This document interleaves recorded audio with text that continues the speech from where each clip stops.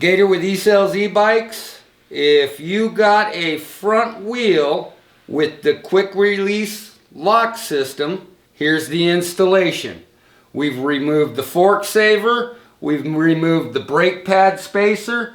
We're going to make sure we align the rotor up with the space of the brake, drop it into the axle. Now we're going to cut our quick release free. Remove the cap from one side and the spring comes off with it. Pay attention how the spring went on. Big side to the nut, little side to the tire. Insert it through the axle, push it all the way, and now your extra thread sticks out the side.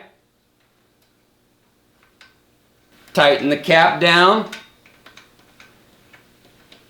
And now you have your quick release installed where you just properly tension and close.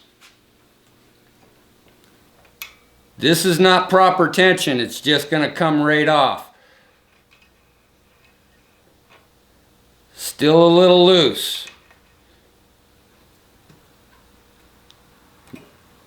Tight like your seat post clamp, your front tire's in, time to party. Our quick release is now installed. This bike is ready to roll. For a full 5-star assembly, check our 5-star unboxing assembly video. Keep the questions coming, we'll keep bringing you the answers.